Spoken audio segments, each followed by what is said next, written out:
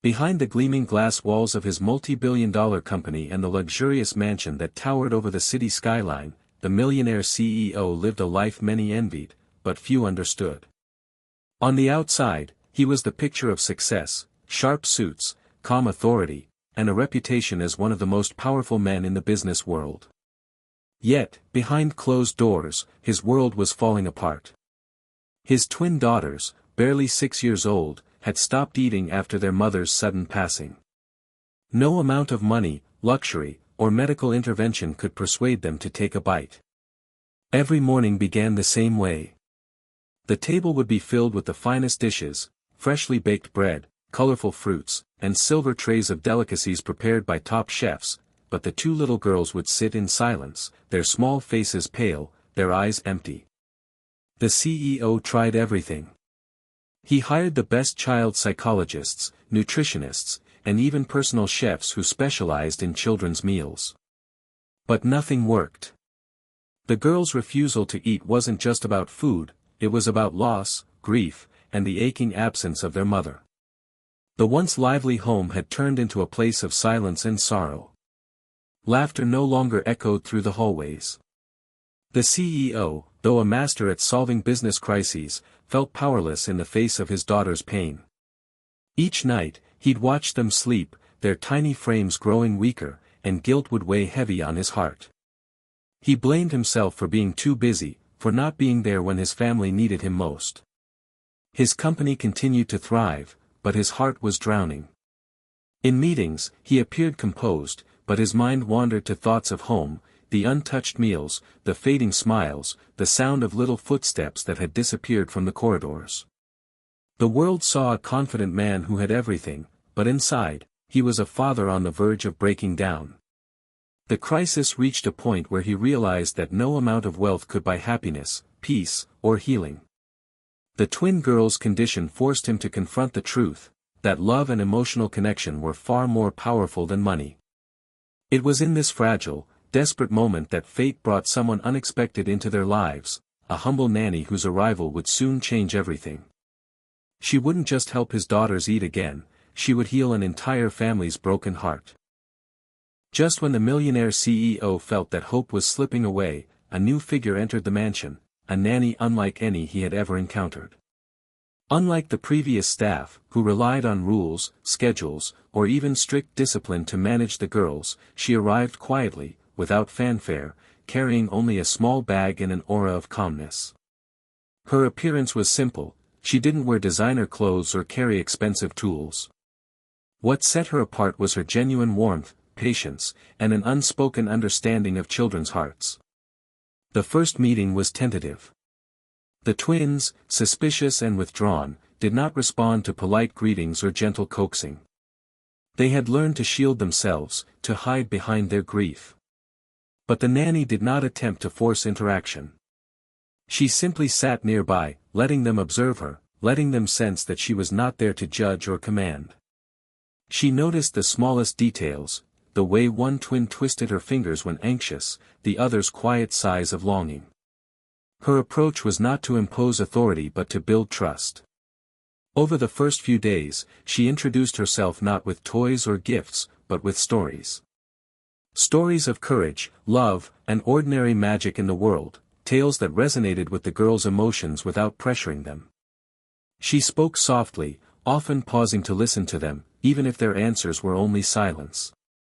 Meals were not pushed, instead, she would prepare simple dishes alongside them, letting them watch and eventually participate. Her presence transformed the household energy. The air, once heavy with tension and grief, began to feel lighter, filled with the subtle promise of care and attention. The CEO watched in awe. In his years of managing businesses and making critical decisions, he had never seen patience wielded with such power. This nanny's approach was unlike anything money could buy, it was intuitive, heartfelt, and deeply human. Slowly, he saw glimmers of response from the twins, a hesitant smile here, a shared laugh there.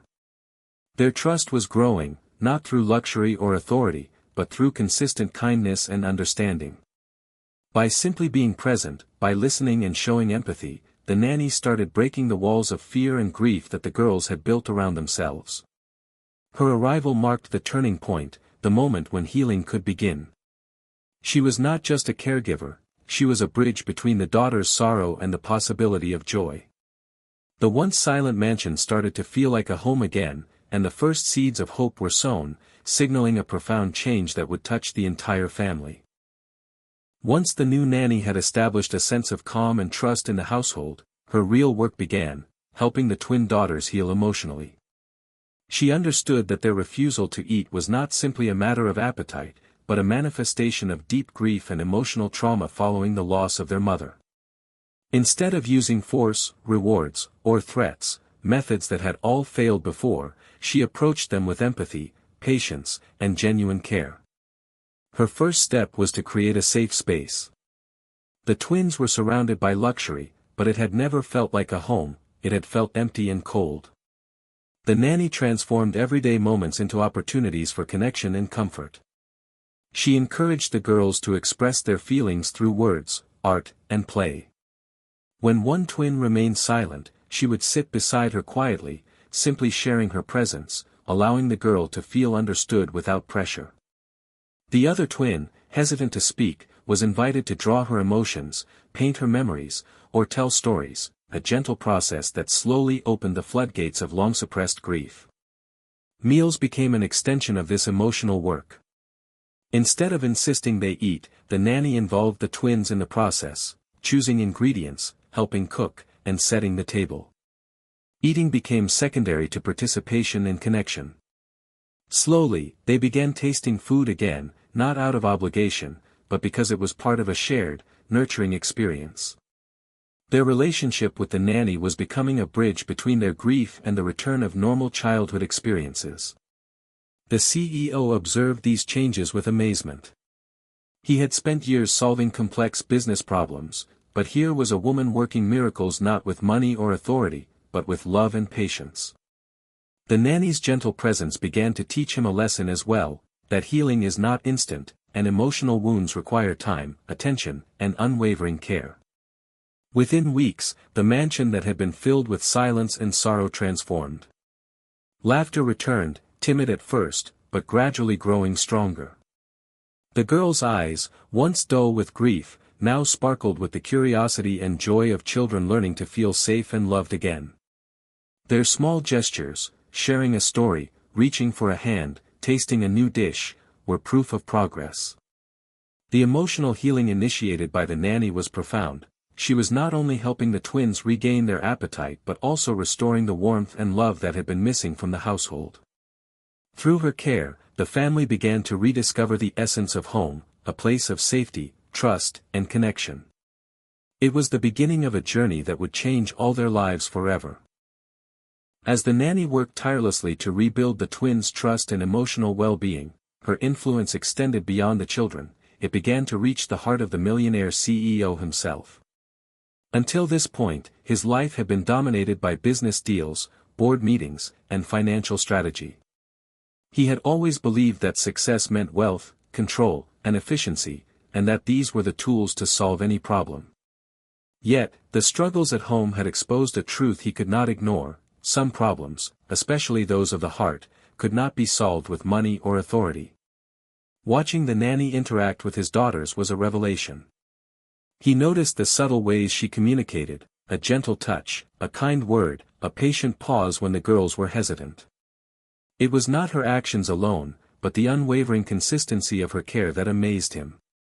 He realized that true influence did not come from commanding respect, but from earning trust and nurturing connection. For the first time, he began to reflect on his own behavior as a father. He recognized that while he had been providing materially for his daughters, he had not been present emotionally. Slowly, the CEO began to change. He started spending more time at home, not to supervise or control, but simply to be with his children. He listened to their stories, joined in small moments of play, and participated in the routines that the nanny had created. At first, his presence was awkward. He had been a stranger to these tender interactions. But the girls responded to his sincerity. Their laughter, once absent, became a bridge between the CEO and his daughters, melting years of emotional distance. The CEO's transformation was more than just behavioral, it was internal. He began to understand that love and care could not be outsourced, no matter how talented or compassionate others were. He realized that the nanny had not just taught his daughters to heal, but had also taught him to become the father they needed. The mansion, once a place of grief and emptiness, started to feel like a home filled with warmth, attention, and genuine connection.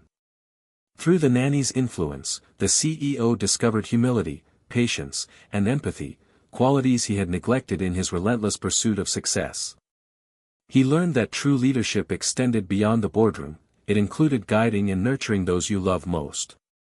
By embracing these lessons, he not only repaired his relationship with his daughters but also experienced a profound personal transformation, realizing that family and emotional presence were far more valuable than wealth or status. This change in his heart marked a pivotal moment for the family, a shift from loneliness and sorrow to understanding, love, and hope, setting the stage for lasting happiness and connection. With the twins gradually opening their hearts again and the CEO learning the true value of emotional presence, the household began to experience a profound transformation. The mansion, which had once echoed with silence and sorrow, now resonated with laughter, warmth, and the vibrant energy of life returning. The changes were subtle at first, a small smile, a hesitant giggle, a shared meal, but they grew steadily, signaling a complete turnaround from the grief that had once dominated their lives. The nanny's patient guidance had created a nurturing environment where trust and love could flourish. The twins, who had once refused to eat or engage with the world around them, began to participate in daily activities with joy and curiosity. Mealtime became a cherished experience, not a source of stress, and the girls learned to express their emotions openly rather than bottling them up. They played together, laughed together, and even started helping the nanny in small ways, demonstrating a renewed sense of confidence and emotional resilience. The CEO, too, was changed by this journey. No longer solely focused on business success, he became an attentive and loving father. He took time to understand his daughters' needs, celebrated their small victories, and shared in their daily lives. The walls of the mansion, once symbols of wealth and isolation, transformed into a home where emotional connection was the foundation. The family dinners, once tense and silent, became filled with laughter, conversation, and shared stories. This transformation extended beyond the immediate family. The CEO realized that the nanny had not merely fulfilled her role as a caregiver, she had acted as a catalyst for change, teaching them the importance of patience, empathy, and unconditional love. Her influence helped the family embrace a new beginning, one rooted in understanding and mutual respect rather than fear, control, or obligation.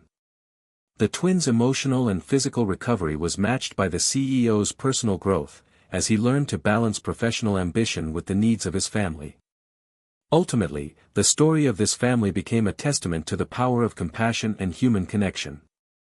Wealth and status could not heal emotional wounds, but patience, empathy, and love could. The nanny's arrival had set in motion a chain of events that restored joy, trust, and hope to a family on the brink of despair. What began as a household marked by grief and emptiness ended as a home filled with life, laughter, and the promise of a brighter, more connected future. This new beginning was more than just a return to normalcy, it was a complete emotional rebirth for the CEO and his daughters, proving that even the deepest wounds can be healed when love, care, and understanding lead the way.